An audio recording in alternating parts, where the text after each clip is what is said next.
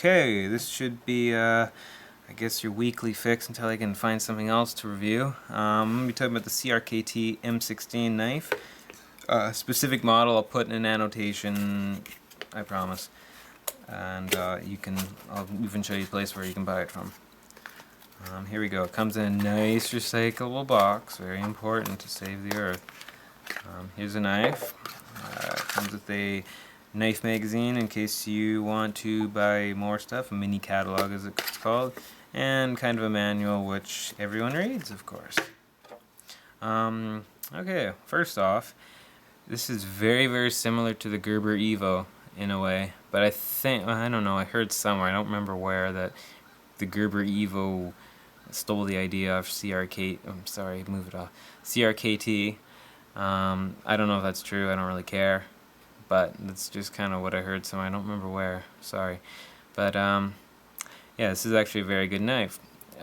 Let's just talk about this first.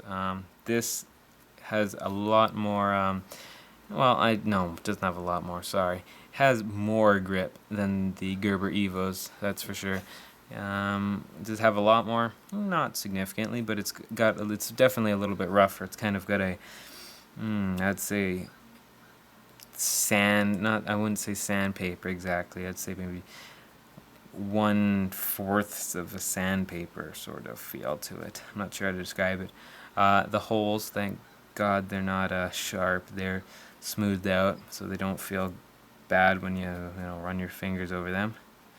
You got these thumb studs here. Let's see if I can show you that. Yeah, we've got thumb studs there. I like to call these thumb rippers because if you do not know how to press these up or sideways properly, they seem to slightly dry out your thumb and take some skin with it. I'm not saying like it's going to injure you severely. I'm just saying, first layer of skin might look a little dry after practicing with it, but when you learn how to deploy it, it's a lot more easier. So, it takes a bit of practice.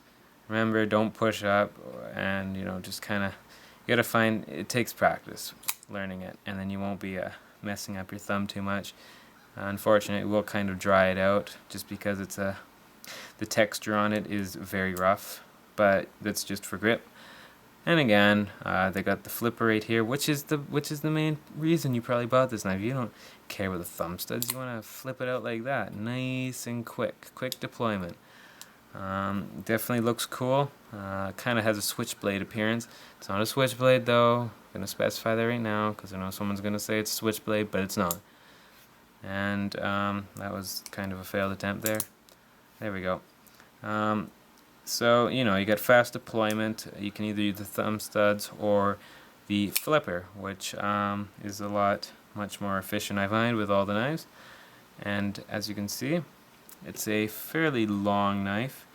I'm going to have to put the dimensions in. I'm sorry, I didn't really do my research on this knife. I'm just trying to get these all, done for you guys. Put dimensions in. I'll put all the details in annotations as I go. You got nice...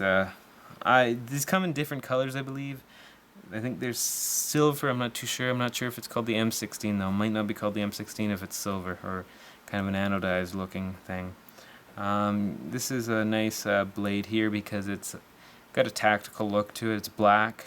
It doesn't reflect anything. The blade, of course, is the only thing that has a nice reflection. As you can see, the nice little glimmer there in the camera. The handle is very, very sturdy. Knife is very, very sturdy. One thing that I haven't showed you yet, which some people hate, some people love, is the auto locks. Let's see if we can get the camera to focus in a little bit better. Come on. Sorry, give it a minute. There we go. Auto locks. So you see this little red button there. This is what will allow you to retract your knife. Now, some people hate it, some people love it. I think most people don't really like it just because it kind of adds inconvenience to their life, apparently.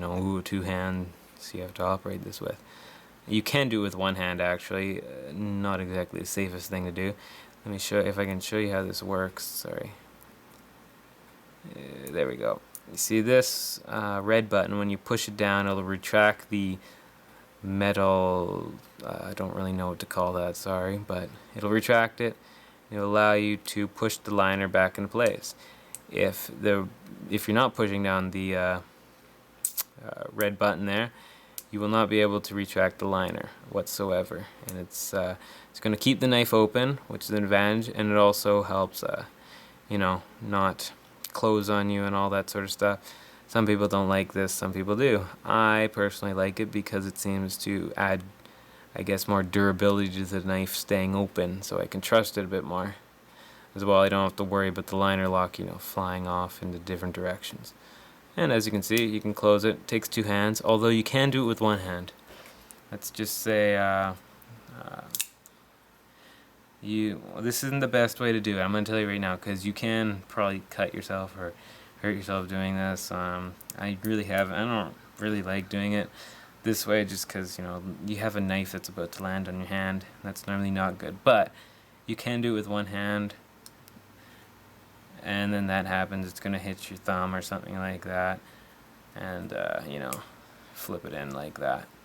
Guess it's a little bit of a trick. I don't know, not too impressive if you ask me, but that's one way to do one-hander, I guess. I mean, you can do it with 1 hand. I'm just showing you that point, although it's probably recommended that you use the 2 hands so you don't have knives flying onto your hand, and it's much more safer. But other than that, that's really all I can say about this knife. I will have the details in an annotation. Oh, no, wait, hold on a second.